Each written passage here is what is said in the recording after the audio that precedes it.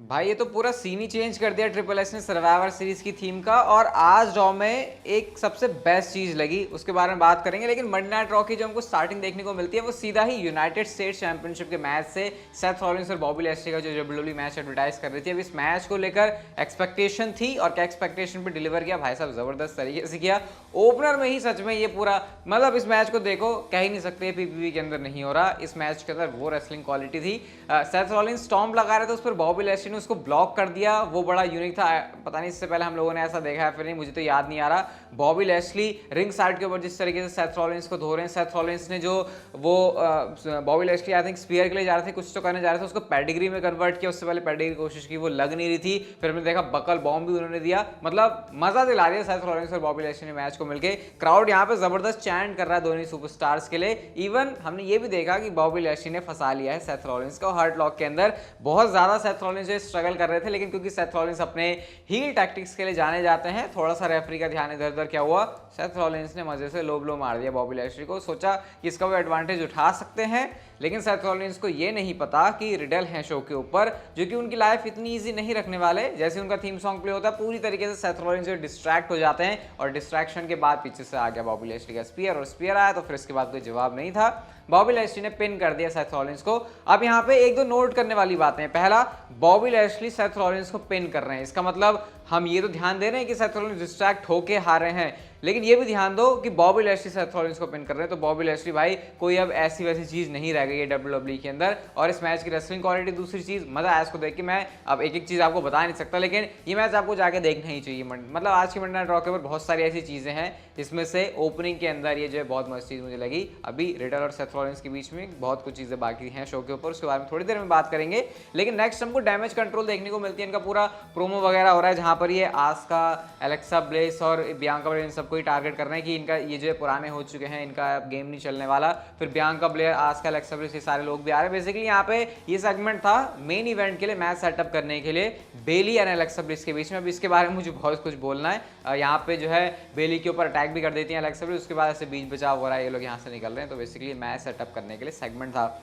इसके बाद हमको ऑस्टिन थियरी और केविन ओवेंस का मैच देखने को मिलता है। और भाई साहब, अगर तुम ओपनिंग के मैच की बात कर रहे हो कि जबरदस्त था, तो तुमको इस मैच के लिए भी सेम वर्ड का यूज करना पड़ेगा, क्योंकि यहाँ पे भी दोनों सुपरस्टार्स ने बहुत तगड़ी परफॉर्मेंस डिलीवर करी है। मैच शुरू होने से पहले ही जो ऑस्टिन थियरी है वो केविन ओवेंस के ऊपर चढ़ गए। केविन ओवेंस यहाँ पे भाई, वो मुझे पता है मजा सबसे कहाँ पे आया, सबसे ज्यादा मैं कहूँगा वो पीक पे अगर मेरी एक्साइटमेंट गई थी मैच में, तो वो था जब केविन ओवेंस चढ़े हुए हैं मिडिल रोप पे, उसके बाद वो टॉप रोप में जाके मून सॉल्ट लगाते हैं, और उसके बाद से वो जो पूरे सीक्वेंसेस थे, जो हिट नहीं हो रहा केविन ओवेंस का, फिर थियरी जो है बैक टू बैक अपने मूव्स लगा रहे हैं। भाई वो जो थियरी पूरे डेस्परेट है मैच को जीतने के लिए, वो देख के मुझे काफी मजा आ रहा था। केविन ओवेंस की तरफ से कैनन बॉल आता है, उनकी तरफ से सुपर किक आती है, जो ये सुपरस्टार्स अपने मूव्स यूज करते हैं। तो मजा इस मैच में पूरा देखने को मिला। लेकिन एक बंदे को मजा नहीं आ रहा था इस मैच के अंदर, और वो थे जॉनी गार्गानो, क्योंकि उनको प्रॉब्लम है ऑस्टिन थियरी से। ऑस्टिन थियरी को डिस्ट्रैक्ट कर दिया उन्होंने, जिसका पूरा फायदा उठाया केविन ओवेंस ने। पॉपअप पावर बॉम्ब के साथ मैच इसको फिनिश कर रहे हैं केविन ओवेंस। ये चीज देख के मुझे बहुत अच्छा लग रहा है, क्योंकि स्टनर उनका नहीं है, उनका पावर बॉम्ब भी है, जिसकी वजह से वो इतने ज्यादा अपने है ना वो केओ वाले गेमिक को, फाइट ओवेंस फाइट को आगे लेके आए थे। तो उस चीज को अब ज्यादा दिखाया जा रहा है, मुझे ये देख के अच्छा लग रहा है। स्टनर भी बढ़िया है, केविन ओवेंस बहुत अच्छा लगाते हैं, लेकिन थोड़ा प्रायोरिटी में मैं ये सोचूंगा कि थोड़ा प्रायोरिटी में रहना चाहिए उनका पॉपअप पावर बम वाला मूव, और उन्होंने मूव लगा के जो है थियरी को इस मैच में तहस नहस भी कर दिया। And Johnny Gargano and theory यहाँ पे डेफिनेटली अब है इनके बीच आके जो है सीन होगा बढ़िया वाला। देखो यार, ये बात तो हर कोई बंदा चाहता है कि जब भी हम किसी नए इंसान से मिलें या फिर कहीं पर भी जाके बोलें, तो हर कोई हमसे अट्रैक्ट हो, हमारा इंप्रेशन अच्छा पड़े। तो इसके लिए रिसेंटली मैंने कुकू एफएम के ऊपर अभी एक बुक फिनिश किया, जिसका नाम है how to become people magnet, जिसके अंदर आपको पूरी ये समरी है, जहाँ पे आपको समझ में आएगा कि आप कैसे लोगों से मिल सकते हो, बात कर सकते हो। आखिर अगर हम देखें सक्सेसफुल बंदों की यही निशानी होती है कि उनका जो इंप्रेशन है वो बहुत अच्छा पड़ता है। तो इस पूरी बुक समरी के अंदर आपको यही समझने को मिलेगा। वैसे बुक पढ़ना हो सकता है आप लोगों के लिए बोरिंग हो, लेकिन बुक को सुनना सारे काम करते हुए, ये बड़ी इंटरेस्टिंग एक हैबिट मुझे लगी है। इसमें इतनी नॉलेज आपको जानने को मिल जाएगी, जो कि अगर आप बहुत टाइम हफ्तों भी लगाओगे तो भी आपको नहीं पता चलेगी, लेकिन एक घंटे के अंदर आप ये सारी बातें जान सकते हो।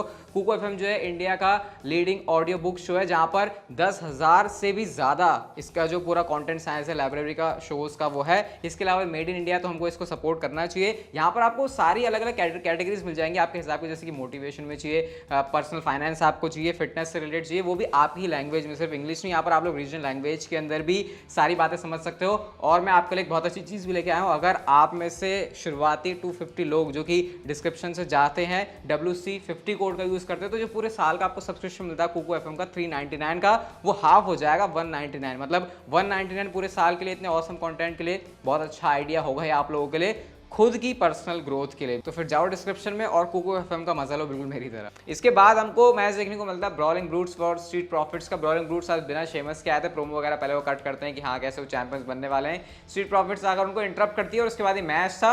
अगेन भाई मैं कितने मैचेस की तारीफ करूँ आज मंडे नाइट रॉ के ऊपर, ये मैच भी बहुत ज़्यादा कमाल का था। लग मुझे ऐसा रहा था लेकिन कि ब्रॉलिंग ब्रूट्स यहाँ पे जीतने नहीं वाले, पता नहीं क्यों, जबकि वो नंबर 1 कंटेंडर हैं। मेरे दिमाग में ऐसा क्यों थॉट आ रहा था, क्योंकि मैच चल ही ऐसा रहा था। स्ट्रीट प्रॉफिट्स मैच को बना ही ऐसा देते हैं कि वो उनके फेवर में ही लगता है। स्पेशली मॉन्टेस स्पॉट की मैं तारीफ करूंगा, और जिस तरीके से वो उड़ा के एंजेलो डॉकिंस ने आज मूव्स दिखाए हैं, मतलब अपने सामने वाले बंदे को उड़ाने वाले, वो भी बहुत ज़्यादा मस्त लग रहे थे। बट एंड में हाँ ब्रॉलिंग ब्रूट्स का डबल टीम मूव आता है और इसकी वजह से ब्रॉलिंग ब्रूट्स ने यहाँ पर जो है इस मैच में विक्ट्री ले ली। इसके बाद हमको जजमेंट डे का सेगमेंट देखने को मिलता है। एंड इस वाले सेगमेंट के अंदर हम लोग कह सकते हैं, अगर आप चुनिंदा मूवमेंट्स निकालोगे ना पिछले कुछ टाइम में कि कौन सा एक ऐसा सेगमेंट था, एक मुझे याद है एलायस और केविन ओवेंस का भी था, जहां पर इतनी क्राउड बू कर रहा था कि उनको बोलने का मौका नहीं मिल रहा था। और आज यही सेम चीज डोमिनिक मिस्टीरियो के साथ हुई है। रिया रिप्ली, डेविन पीस, ये सब कह रहे हैं कि अभी अब तक ये बंदा शैडो में रहता था, अभी ये असली जगह पे आया, अपनी असली family. Dominik Mysterio Judgment Day को बता रहे हैं, भाई तुम किस मुंह से बोल रहे हो, देख के भी सुन के बड़ा अजीब सा लग रहा था। डोमिनिक मिस्टीरियो जब बोलने के ऊपर आए तो यार उनको कोई बोलने ही नहीं दे रहा। लेकिन हाँ डोमिनिक मिस्टीरियो प्रोमो पे बहुत अच्छा काम कर रहे हैं। मतलब पहले के कंपैरिजन में तो ये बिल्कुल उलट हो गया है। मतलब अगर पहले जमीन था तो आसमान पे जा चुका है मामला डोमिनिक मिस्टीरियो का प्रोमो कट करने में। बहुत ज्यादा ये नहीं कह रहा कि सबसे बढ़िया प्रोमो ही वो कट कर रहे हैं, लेकिन जो इंप्रूवमेंट है उसमें एक बहुत बड़ा चेंज है।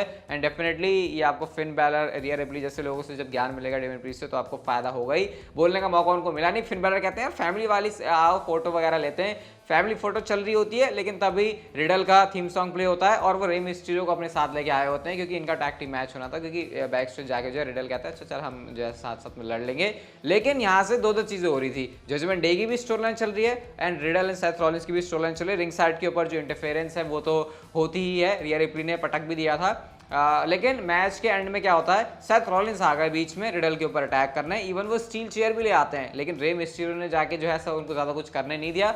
बस उसके बाद 619 लगाने की तैयारी में होते, वैसा कुछ होता नहीं है। डेविन प्रीस वैसे भी उनको पहली बार खींच देते हैं और उसके बाद जो है रे मिस्टीरियो का जो है कबाड़ा कर दिया रिंग के अंदर, और मैच में जो विक्ट्री है वो मिल जाती है जजमेंट डे को। और उसके बाद सारे लोग जो है फिर से सेलिब्रेट कर रहे हैं, खुश हो रहे हैं। डेविन प्रीस्ट और फिन बैलर थे जजमेंट डे को रिप्रेजेंट करने वाले। तो अभी फिर सेथ रॉलिंस एंड रिडल हमको बैक स्टेज भी देखने को मिलते हैं, और इस बार सेथ रॉलिंस गुस्से में आ गए। अब तक तो वो कह रहे थे कि नहीं मैं नहीं लड़ूंगा तेरे से, चला जाए यहाँ से, लेकिन रिडल ने इस बार जो है कहा एक्सट्रीम रूल्स फाइट पिट। तो फाइट पिट वाला जो मैच है, मैं आपको बता नहीं रहा था कि हाँ वो स्टील केज जैसा होता है, लेकिन ऊपर भी जाने का सीन होता है। Timothy Thatcher and Tommaso Champa के बीच में NXT के अंदर हो चुका है, तो वो वाला सेम मैच जो है सेम आई थिंक सेम ही होगा। फाइट पिट कह रहे हैं तो हो सकता है थोड़े बहुत चेंजेस करके लिया, लेकिन सेथ रॉलिंस एंड रिडल के बीच में आपको एक मैच नहीं एक फाइट देखने को मिलेगी एक्चुअल में। अब वो फील वो वाइब आपको इस एक्सट्रीम रूल्स के मैच में पूरी आएगी, और मेरे ख्याल से बहुत सही है। जब ज़्यादा बार मैचेस होते हैं तो स्टिपुलेशन डाल के उसको इंटरेस्टिंग बना दो, और ये काम ट्रिपल एच से बेटर और कोई कर नहीं सकता।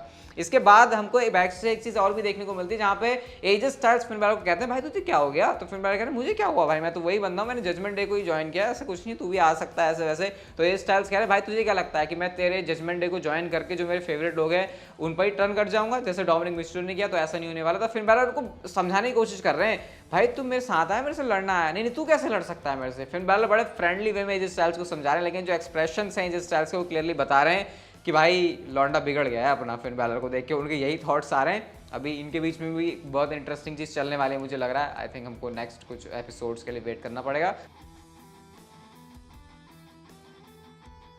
बाकी शो के मेन इवेंट के अंदर एलेक्सा ब्लिस एंड बेली के बीच में मैच था। ये देखो मुझे यहाँ पे दिक्कत इस मैच से ज़्यादा कुछ नहीं है, ठीक है एवरेज रेसलिंग यहाँ पे थी, लेकिन दिक्कत ये है कि जब शो के ऊपर और भी बहुत सारी कमाल की चीज़ें, तो फिर मेन इवेंट के अंदर तुम ऐसी चीज़ क्यों डाल रहे हो। मैं ये नहीं कह रहा विमेंस डिवीजन को तुम सामने नहीं ला सकते, तो ट्रिपल एच की ये चीज़ मुझे बड़ी अजीब सी लगती है। सब कुछ है उनके पास शो के ऊपर बड़ा करने के लिए, लेकिन वो मेन इवेंट में और ओपनिंग में कभी कभी गड़बड़ी कर जाते हैं बहुत तगड़ी वाली। आज ओपनिंग बहुत बढ़िया थी, लेकिन मेन इवेंट के अंदर आई थिंक विमेंस डिवीजन को भी वैल्यू दिखाने के लिए उन्होंने ऐसा किया है, बट मज़ा नहीं आया है देख के, मैं सही बताऊँ। बाकी इस मैच में जो विक्ट्री है वो बेली को मिल जाती है, क्योंकि इंटरफेरेंस ही इतनी ज़्यादा तमाम हुई जा रही है। बाकी एंड में जो बेली की फैक्शन है उन्होंने ही जो है अपर हैंड लिया है। ईओ स्काई ने तो भाई आस्का को ऐसे मारा जैसे कि वो उनकी सेम कंट्री से बिलोंग नहीं करती, जापानीज होने का तो उन्होंने कोई चीज़ देखी नहीं। तो ओवरऑल मंडे नाइट रॉ में आज की जो बेस्ट चीज़ मुझे लगी, जो मैं कह रहा था, वो ये है कि अब तक की मुझे लगता है शायद ट्रिपल एच के आने के बाद से सबसे best wrestling Monday night raw का एपिसोड था, क्योंकि इतने ज़्यादा बढ़िया हमको इसमें रेसलिंग मैचेस देखने को मिले। लेकिन हाँ, वो एंड में जो वाव फैक्टर मिसिंग कर दिया मैंने, उसकी वजह से थोड़ा सा मामला खराब हो गया। इसके ऊपर आप लोग मुझे अपने थॉट्स भी बताना। लेकिन अब मैं आपको और भी कुछ इंटरेस्टिंग चीज़ें बताता हूँ भाई। सबसे पहले तो आपको बताने के लिए ये बात है कि WWE ने आज जो है मंडे नाइट रॉ के ऊपर बड़ी ही क्रिप्टिक चीज़ें करी। वो व्हाइट रैबिट वाली जो पूरी चीज़ चल रही है उसको लेकर बहुत बड़ी अपडेट है। सबसे पहले तो वो जो चीज़ें वो ट्राई करते हैं वैसे फायरफ्लाई वो सब तो चल ही रहा था लगातार, जो मंडे नाइट रॉ और इन सबसे चल रहा है। लेकिन QR कोड एक आता है, जब ऑस्टिन थ्योरी वार्म अप कर रहे थे वहां से उसको जो स्कैन किया गया तो वीडियो निकल गई पूरी, आप लोग देख सकते हो यहाँ पे कि रैबिट है जो कि कूद रहा है डीमन वर्ड के ऊपर, और यू डिड करके फिर डीमन उसको फिर काली शक्तियों से जोड़ा जा रहा है। फिर वो है ना रेफरेंस निकल के आ रहा है ब्रे वाइट का।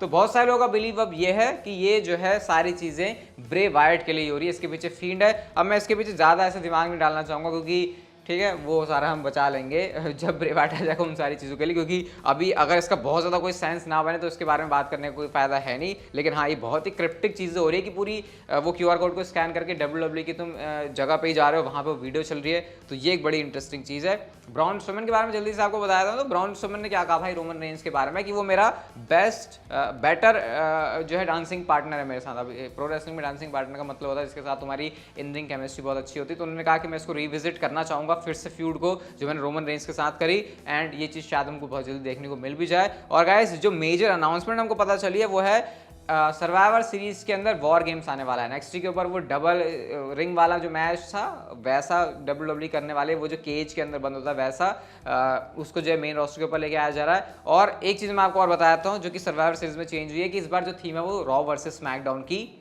नहीं होने वाली। मतलब कि WWE ट्रिपल एच ने खुद कहा कि सबसे पहले तो उन्होंने कहा कि वॉर गेम्स क्यों आ रहा है, इसलिए आ रहा है क्योंकि सर्वाइवर सीरीज को इवॉल्व करने के लिए, और इस बार की जो थीम है वो रॉ और स्मैकडाउन की नहीं होने वाली।